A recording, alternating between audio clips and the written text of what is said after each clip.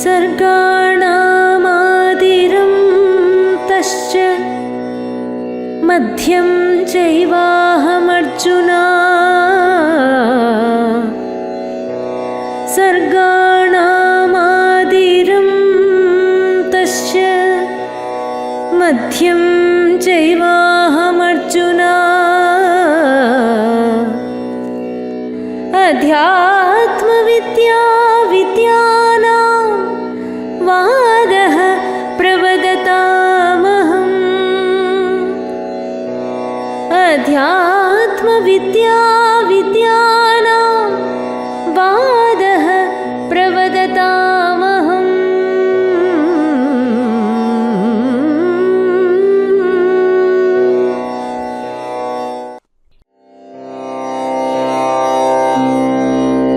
वेदाहं समतीतानि वर्तमानानि चार्जुन वेदाहं समतीतानि वर्तमानानि चार्जुन भविष्याणि च भूतानि भविष्याणि च भूतानि मां तु वेद न कश्चन भविष्याणि च भूतानि मां तु वेद न कश्चन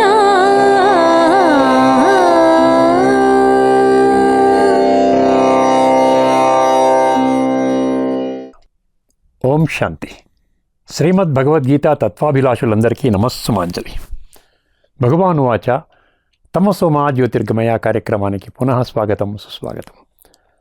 గత 10 ఎపిసోడ్స్ నుండి ట్యాగ్ లైన్గా మీరు వింటున్న 18వ అధ్యాయంలోని 68వ శ్లోకము మరియు 7వ అధ్యాయంలోని 3వ శ్లోకము, ఈ 2 శ్లోకాలను మార్చి మనం ఎంచుకున్న టాపిక్కి అనుగుణంగా ఈ ఎపిసోడ్ నుండి వాటి స్థానములో 10వ అధ్యాయంలోని 32వ శ్లోకము మరియు 7వ అధ్యాయంలోని 26వ శ్లోకము, ఈ 2 శ్లోకాలను ట్యాగ్ లైన్గా పెట్టడం జరిగింది. ఇప్పటికే 12వ ఎపిసోడ్ మరియు 61వ ఎపిసోడ్, ఈ 2 ఎపిసోడ్స్లో విస్తృతంగా చర్చించుకున్న ఈ శ్లోకాలు వెల్లడి చేసిన తత్వాన్ని సంక్షిప్తంగా మరొక మారు గుర్తు చేసుకుందాం. ముందుగా 10వ అధ్యాయంలోని 32వ శ్లోకము, ఈ సమస్త మానవ సృష్టి యొక్క ఆది మధ్య మరియు అంతము యొక్క జ్ఞానము పరమాత్మ లేక భగవంతుడినైన నాకు మాత్రమే తెలుసును. సర్వ విద్యలలోకి నేను గీత మాధ్యమముగా బోధించిన జ్ఞానము 100% ఆధ్యాత్మిక జ్ఞానము. సర్వవాదాలలో నేను సత్యాన్వేషణ కొరకు జరిపే వాదాన్ని. 7వ అధ్యాయంలోని 26వ శ్లోకము, భగవానువాచ వర్తమానములోని 800 కోట్ల మనుషుల యొక్క భూత వర్తమాన మరియు భవిష్యత్ కాలాల జ్ఞానము కేవలము పరమాత్మ లేక భగవంతుడినైన నాకు మాత్రమే తెలుసును. తత్వాభిలాషులైన కొద్దిమంది భక్తులకు తప్ప అంధవిశ్వాసము లేక మూఢవిశ్వాసములో ఉన్న అత్యధిక సంఖ్యలోని భక్తులు నా వాస్తవిక స్వరూపాన్ని ఇప్పటి వరకు గుర్తించలేదు. ఈ సత్యాన్ని కూడా నేనే స్వయముగా ప్రకటిస్తున్నాను. పరమాత్మ లేక భగవంతుడి అసాధారణ గుణాలు అన్న ప్రధాన అంశంపై మేము గత 10 ఎపిసోడ్స్లో భగవంతుడి 5 అసాధారణ గుణాలను 100% గీత బహిర్గతము చేసిన సాక్ష్యాలు లేక రుజువుల ఆధారంగా చర్చించడం జరిగింది. గత ఎపిసోడ్లో గీత ద్వారా బోధించిన సంపూర్ణ ఆధ్యాత్మిక జ్ఞానము మరియు విజ్ఞానము ప్రాప్తి చేసుకోవాలి అన్న దృఢ నిశ్చయముతోనున్న వర్తమానములోని మనుషులు లేక భక్తులకు ఉండవలసిన ముఖ్య లక్షణములు ఏమిటి అన్న ధార్మిక లేక ఆధ్యాత్మిక జగత్తులో ఉదయించే 5వ ప్రశ్న యొక్క సమాధానముగా 4వ అధ్యాయంలోని 39వ శ్లోకం వెల్లడి చేసిన 3 ఖచ్చితమైన లక్షణాలను మీ అందరి దృష్టికి తీసుకుని రావడం జరిగింది. ఈ సందర్భంగా మీ అందరి దృష్టికి మేము పదే పదే తీసుకుని వస్తున్నట్లు 84 లక్షల ప్రాణులలో భగవంతుడు కేవలము మనుషులకు మాత్రమే ప్రసాదించిన బుద్ధినేత్రాన్ని ఖచ్చితముగా జాగృతి చేసుకోవలసి ఉంటుంది. అప్పుడే జ్ఞానము, అజ్ఞానము మరియు విజ్ఞానము అన్న పదాల యొక్క వాస్తవిక అర్థము మరియు వాటి మధ్య ఉన్న అంతరాన్ని గీత వర్ణించిన విధముగా అర్థము చేసుకోగలుగుతారు. ఎందువలనంటే అంధవిశ్వాసము లేక మూఢవిశ్వాసము ఆధారంగా గీతలోని 574 భగవానువాచ శ్లోకాల మాధ్యమముగా సాక్షాత్తు భగవంతుడు వర్తమానములోని సమస్త మానవాళి ఆధ్యాత్మిక జాగృతి మరియు వికాసము అంటే spiritual awakening and spiritual enlightenment కొరకు బోధించిన సంపూర్ణ ఆధ్యాత్మిక జ్ఞానము మరియు విజ్ఞానము అంటే complete spiritual knowledge and wisdom కేవలము నా జీవితాన్ని సర్వాంగ సుందరముగా తీర్చిదిద్దుకోవడానికి మాత్రమే ఉద్దేశించబడింది అన్న నిగూఢ సత్యాన్ని గ్రహించలేరు. కానీ ఆశ్చర్యాన్ని కలిగించే విషయం ఏమిటంటే వర్తమాన ధార్మిక లేక ఆధ్యాత్మిక జగత్తులో అత్యధిక సంఖ్యలోని మనుషులు లేక భక్తులు ఈ నిగూఢ సత్యాన్ని విస్మరించి గీతాజ్ఞానముపై పెద్ద పెద్ద కార్యక్రమాలు మరియు ఉపన్యాసాలు 100% అంధవిశ్వాసము లేక మూఢవిశ్వాసము ఆధారం చేసుకునే నిర్వహించడం జరుగుతుంది. మనుషుల ఆధ్యాత్మిక పురోభివృద్ధి కొరకు భగవంతుడు ప్రసాదించిన దివ్య బుద్ధి అంటే డివైన్ ఇంటలెక్ట్ను వాడకపోయినప్పటికీ భగవంతుడి వారసత్వము ఖచ్చితముగా పొందవచ్చును అని ధృవీకరించడానికి గీతలో గాని వివిధ మతాలకు చెందిన ధార్మిక గ్రంథాలు లేక శాస్త్రాలలో గాని ఎటువంటి ఆధారాలు లేవు. కేవలము బుద్ధినేత్రాన్ని జాగృతి చేసుకోవడం ద్వారా మాత్రమే భగవంతుడు మరియు వారి ద్వారా సంక్రమించే స్వర్గ వారసత్వము ప్రాప్తిస్తుంది. ఎవరు అంగీకరించినా లేక అంగీకరించకపోయినా ఇది తిరుగులేని మరియు తిరస్కరించలేని సత్యము. ఈ సందర్భంగా గీతలోని 18వ అధ్యాయంలోని 22వ శ్లోకములోని అహైతుకం అతత్వార్థం అల్పం చ తత్తామసముదాహృతం అన్న పంక్తి వర్తమానములోని మనుషులు లేక భక్తులు సత్యము, తర్కము మరియు ఇంగిత జ్ఞానము అంటే ట్రూత్, లాజిక్ అండ్ కామన్ సెన్స్ని 100 పాళ్ళు విస్మరించి పొందే జ్ఞానము ఎంత ఉత్కృష్టమైనప్పటికీ దానిని తామసిక జ్ఞానముగా ముద్రవేయడము జరిగింది.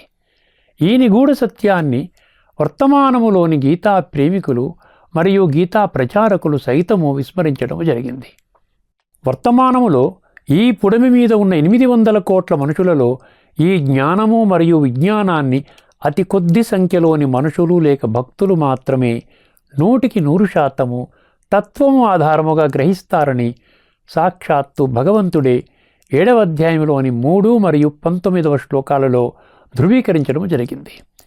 ఈ విషయాన్ని మీ అందరి దృష్టికి మేము పదే తీసుకొని వస్తున్నాము. ఈ నిగూఢ సత్యాలను దృష్టిలో పెట్టుకుని ఈ ఎపిసోడ్లోని మన చర్చని ప్రారంభించుకుందాము.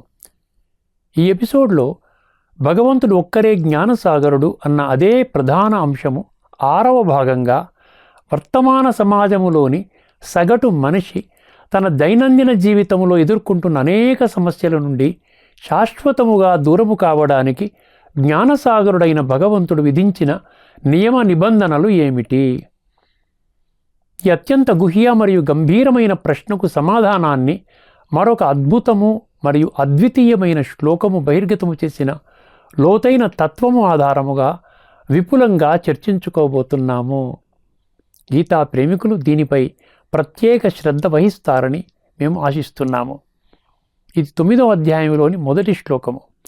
ఈ శ్లోకం వెల్లడి చేసిన లోతైన తత్వాన్ని చర్చించే ముందు ఒకసారి ఆ శ్లోకాన్ని విందాము. ఇదం తు తే గుహ్యతమం ప్రవక్ష్యామ్యనసూయవే జ్ఞానం విజ్ఞాన సహితం యజ్ఞాత్వా మోక్షసే అశుభాత్ యజ్ఞాత్వా మోక్షసే అశుభాత్. ముందుగా ఈ శ్లోకములోని పదాల అర్థాన్ని తెలుసుకుందాం. ఇదం అంటే ఇది, తు అంటే కాని, తే అంటే నీకు, గుహ్యతమం అత్యంత గోప్యమైన, జ్ఞానం అంటే సంపూర్ణ ఆధ్యాత్మిక జ్ఞానము, విజ్ఞాన సహితం అంటే ఆ జ్ఞానాన్ని జీవితంలో ఆచరణ లేక అనుభవంలోకి తీసుకుని వచ్చే విజ్ఞానం సహితముగా, ప్రవక్ష్యామి నేను నీకు సంపూర్ణముగా వివరిస్తున్నాను, యత్ అంటే ఈ అనుభవ సహిత జ్ఞానాన్ని అనసూయవే అసూయ లేక దోషదృష్టి లేకుండా, జ్ఞాత్వా తెలుసుకున్న పిదప, అశుభాత్ వర్తమాన ఈ భౌతిక సంసారములో ఎదురయ్యే సమస్యలు లేక అనుభవం చేసే బాధల నుండి నీవు మోక్షసే శాశ్వతముగా ముక్తుడవు అవుతావు. వర్తమానములోని మనుష్యులు వారి దైనందిన జీవితంలో ఎదుర్కొనే సర్వ సమస్యల నుండి శాశ్వతముగా విముక్తి పొందడానికి సాక్షాత్తు భగవంతుడు 5 నిర్దిష్టమైన నియమ నిబంధనలను విధించడం జరిగింది. ఆ 5 నియమ నిబంధనలు ఈ శ్లోకములోని గుహ్యతమం, జ్ఞాన విజ్ఞాన సహితం, ప్రవక్ష్యామి, అనసూయవే, యజ్ఞాత్వా మోక్షసే అశుభాత్ అన్న పదాలలో ఇమిడి ఉన్న లోతైన తత్వము అర్థము చేసుకున్నట్లయితే బోధపడతాయి. అర్థము చేసుకునే ప్రయత్నం చేద్దాం. మొదటి నియమ నిబంధన గుహ్యతమం. గుహ్యత అంటే రహస్యము. గీతలో గుహ్యత మరియు రహస్యము అన్న 2 పదాలు సుమారు 8 శ్లోకాలలో ప్రస్తావించడం జరిగింది.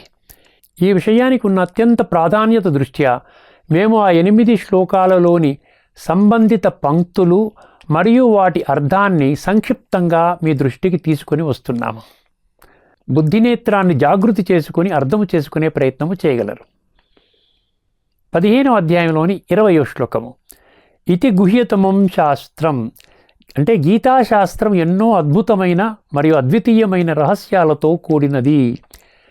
18వ అధ్యాయంలోని 63వ శ్లోకము, ఇతి తే జ్ఞానమాఖ్యాతం గుహ్యాతి గుహ్యతరం మయా.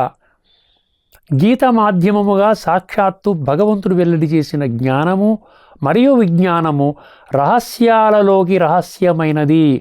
అంటే వర్తమానములో ఈ భూమండలంపై మనుషులు ఇప్పటి వరకు ఛేదించిన అనేక రహస్యాల కంటే గీతలో దాగి ఉన్న రహస్యాలు అత్యద్భుతము మరియు అద్వితీయము. 18వ అధ్యాయంలోని 68వ శ్లోకము, ఇమం పరమం గుహ్యం. గీతలో సర్వోన్నతమైన రహస్యాలు దాగి ఉన్నాయి. అదే అధ్యాయంలోని 64వ శ్లోకము, సర్వగుహ్యతమం భూయః. గీతలోని రహస్యయుక్తమైన జ్ఞానాన్ని మరొక మారు వినుము. 9వ అధ్యాయంలోని 1వ శ్లోకము, ఇదం తు తే గుహ్యతమం. గీతలో అనేక రహస్యాలు ఇమిడి ఉన్నాయి. 9వ అధ్యాయంలోని 2వ శ్లోకము, రాజవిద్య రాజగుహ్యం. గీతలోని రహస్యాలు ఈ విశ్వములోని సర్వరహస్యాలకు రాజులాంటివి కాబట్టి గీత రాజవిద్యగా పరిగణింపబడింది.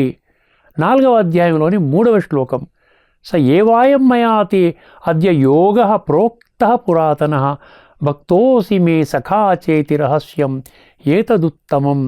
భగవంతుడినైనా నేను ఇప్పుడు మీకు తెలియజేస్తున్న సంపూర్ణ ఆధ్యాత్మిక జ్ఞానము మరియు విజ్ఞానము క్రొత్తదేమీ కాదు. నేను గత కల్పములో తెలియజేసినదే. నీవు నా భక్తుడవు మరియు అత్యంత సన్నిహితుడవు, సఖుడవు కాబట్టి గీతలో దాగి ఉన్న లోతైన రహస్యాలను నీకు మరొకసారి తెలియజేస్తున్నాను. 11వ అధ్యాయంలోని 1వ శ్లోకము, మదనుగ్రహాయ పరమం గుహ్యమధ్యాత్మ సంజితం. అర్జున ఉవాచ అన్నమాట. భగవంతుడివైన నీవు నన్ను అనుగ్రహించుట కొరకై బోధించిన ఈ పరమ గోప్యమైన జ్ఞానము మరియు విజ్ఞానం వలన నాలోని మోహము పూర్తిగా నశించినది. ఈ 8 శ్లోకాలు గీతలో 100కి 100 పాళ్ళు లోతైన రహస్యాలు దాగి ఉన్నాయి అన్న నిగూఢ సత్యాన్ని ఘంటాపదంగా స్పష్టము చేస్తున్నాయి. కేవలం బుద్ధినేత్రాన్ని జాగృతి చేసుకుని ఆ రహస్యాలను ఛేదించిన వారు మాత్రమే గీత మాధ్యమముగా భగవంతుడు బహిర్గతము చేసిన జ్ఞానము మరియు విజ్ఞానము అంటే నాలెడ్జ్ అండ్ విజ్డమ్ను గ్రహించగలుగుతారు. 2వ నియమ నిబంధన జ్ఞానం విజ్ఞాన సహితం.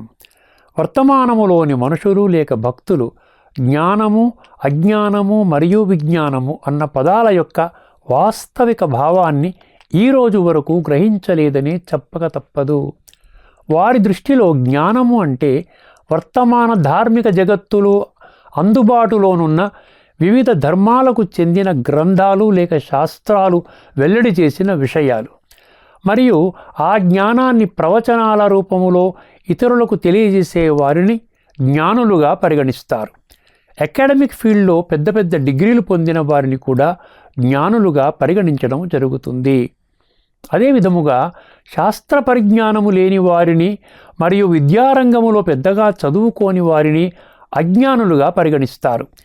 విజ్ఞానము అంటే శాస్త్రీయ మరియు సాంకేతిక పరిజ్ఞానము, అంటే సైన్స్ అండ్ టెక్నాలజీపై అవగాహన ఉన్నవారిని విజ్ఞానవంతులుగా పరిగణించడం జరుగుతుంది. దీనికి భిన్నంగా గీత ఈ 3 కాన్సెప్ట్స్ అంటే జ్ఞానము, అజ్ఞానము మరియు విజ్ఞానము యొక్క ఖచ్చితమైన అర్థాలను స్పష్టము చేయడం జరిగింది.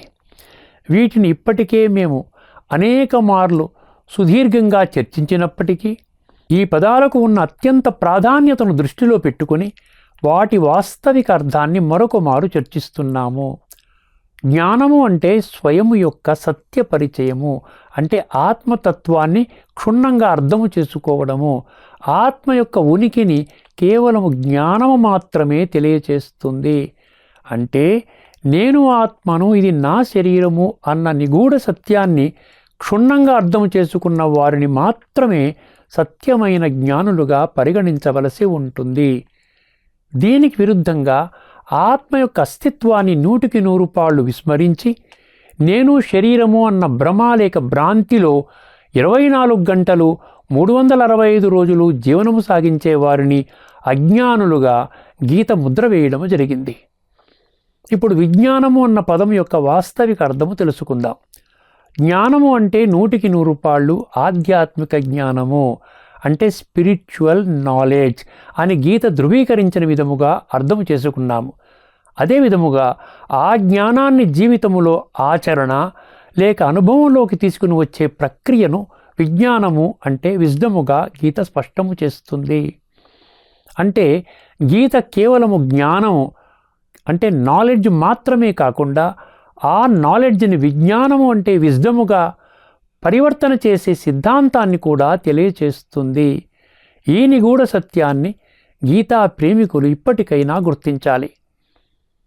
అంటే ప్రతి ఒక్కరూ తమ యొక్క మూల స్వరూపము ఆత్మ అన్న జ్ఞానముతో పాటు ఆత్మానుభవ స్థితిని ప్రాప్తి చేసుకునే విజ్ఞానము అంటే విజ్డమ్ను కూడా ప్రాప్తి చేసుకోవాలి.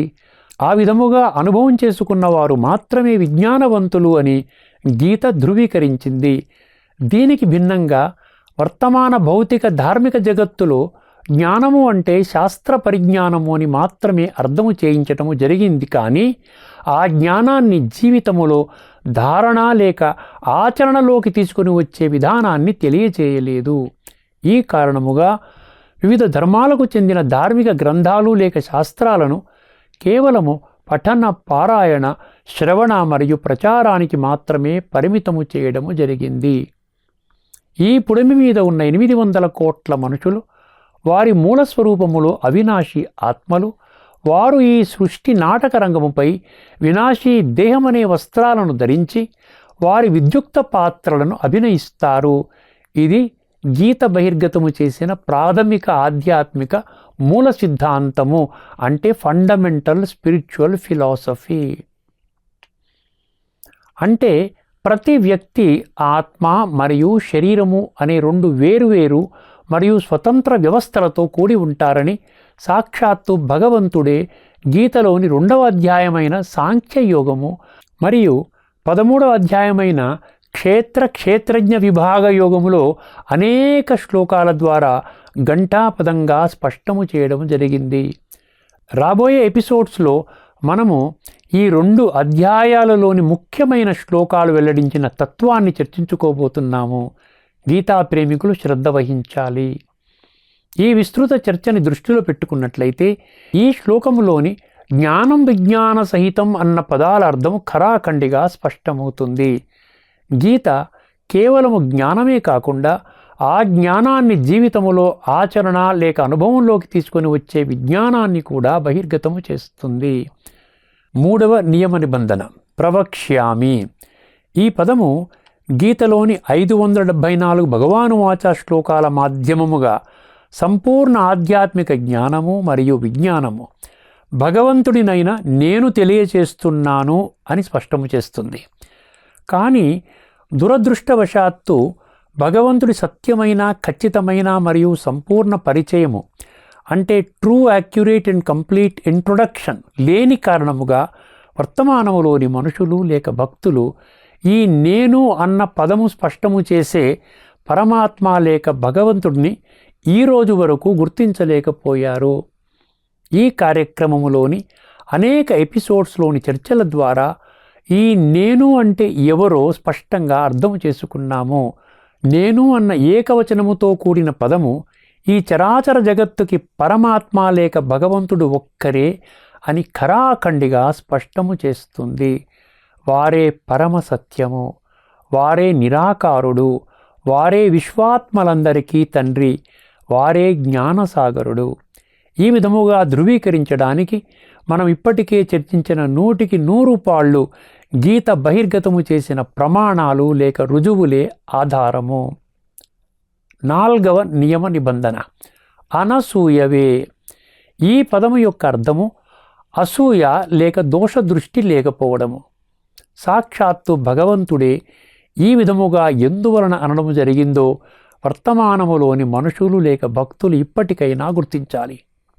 గీతలోని 574 భగవానువాచ శ్లోకాల మాధ్యమముగా వెల్లడి చేసిన జ్ఞానము మరియు విజ్ఞానము 100కి 100 పాళ్ళు తత్వము ఆధారముగా అతి కొద్ది సంఖ్యలోని భక్తులు మాత్రమే అర్థము చేసుకుంటారని 7వ అధ్యాయంలోని 3వ శ్లోకంలో సాక్షాత్తు భగవంతుడే నిర్ద్వంద్వముగా పూర్తి సాధికారతతో ప్రకటించిన నిగూఢ సత్యాన్ని మీ అందరి దృష్టికి మేము పదే పదే తీసుకొని రావడం జరిగింది.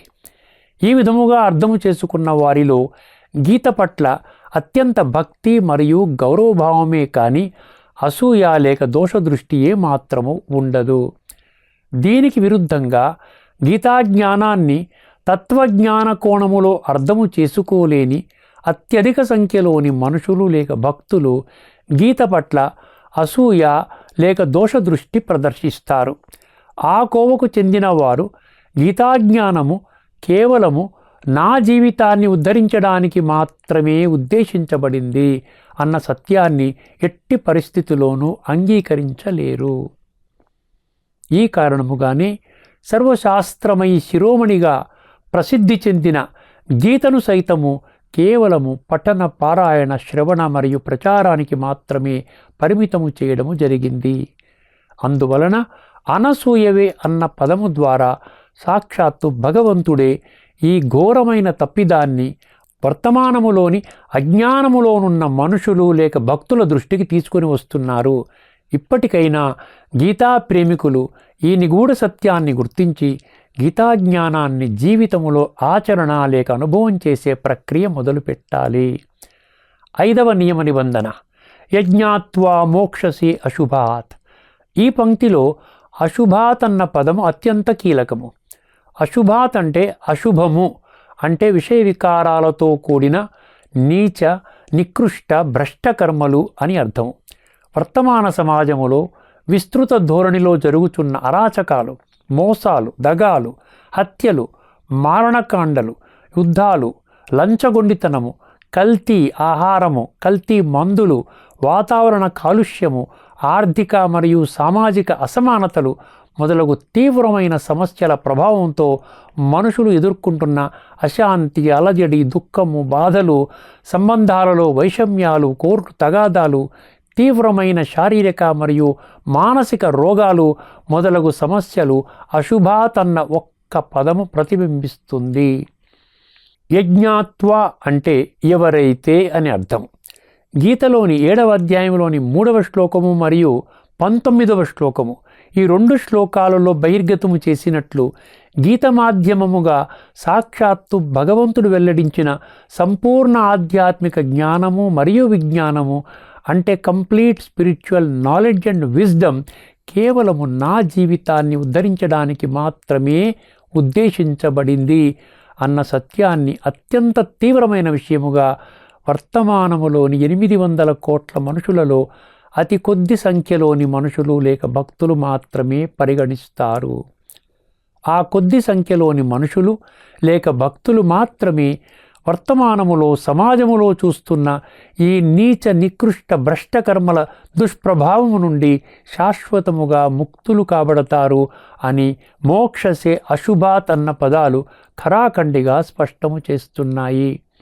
ఈ విస్తృత చర్చను దృష్టిలో పెట్టుకున్నట్లయితే ఈ శ్లోకము వెల్లడి చేసిన అత్యంత గుహ్య మరియు గంభీరమైన తత్వము అత్యంత సులభంగా బోధపడుతుంది. భగవానువాచ. గీత 574 భగవానువాచ శ్లోకాల రూపంలో సాక్షాత్తు భగవంతుడే బహిర్గతము చేసిన సంపూర్ణ ఆధ్యాత్మిక జ్ఞానము మరియు విజ్ఞానము అంటే కంప్లీట్ స్పిరిచువల్ నాలెడ్జ్ అండ్ విజ్డమ్ను వర్తమానములోని 800 కోట్ల మనుషులలో ఎవరైతే అసూయ లేక దోషదృష్టి లేకుండా తత్వజ్ఞాన కోణములో అర్థము చేసుకొని జీవితములో ఆచరణ లేక అనుభవంలోకి తీసుకుని వస్తారో కేవలం వారు మాత్రమే వర్తమానములో ఎదురవుతున్న సర్వ సమస్యల నుండి 100కి 100 పాళ్ళు ముక్తులు కాబడతారు. ఎవరు అంగీకరించినా అంగీకరించకపోయినా ఇది తిరుగులేని మరియు తిరస్కరించలేని సత్యము.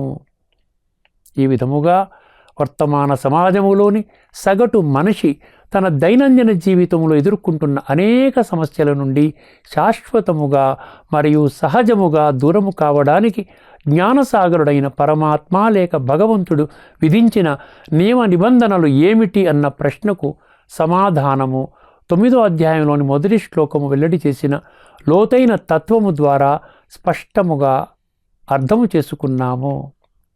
పరమాత్మ లేక భగవంతుడి అసాధారణ గుణాలు అన్న ప్రధాన అంశానికి అంతర్భాగంగా ఈ ఎపిసోడ్లో భగవంతుడు ఒక్కరే జ్ఞానసాగరుడు అన్న భగవంతుడి 5వ అసాధారణ గుణముపై 6వ భాగము చర్చను ఇక్కడితో ముగిస్తున్నాము. రాబోయే ఎపిసోడ్లో భగవంతుడు గీత ద్వారా వెల్లడించిన ఆధ్యాత్మిక జ్ఞానము మరియు విజ్ఞానాన్ని నిర్లక్ష్య ధోరణిలో తిరస్కరించేవారు ఎటువంటి తీవ్రమైన పరిణామాలు ఎదుర్కోవలసి ఉంటుంది. ఈ ప్రశ్నకు సమాధానాన్ని మరొక అద్భుతమైన మరియు అద్వితీయమైన శ్లోకము బహిర్గతము చేసిన లోతైన తత్వము ఆధారంగా చర్చించుకోబోతున్నాము. అంతవరకు సెలవు. అందరికీ నమస్కారము. లోకా సమస్తా సుఖినో భవంతు. ఓం శాంతి.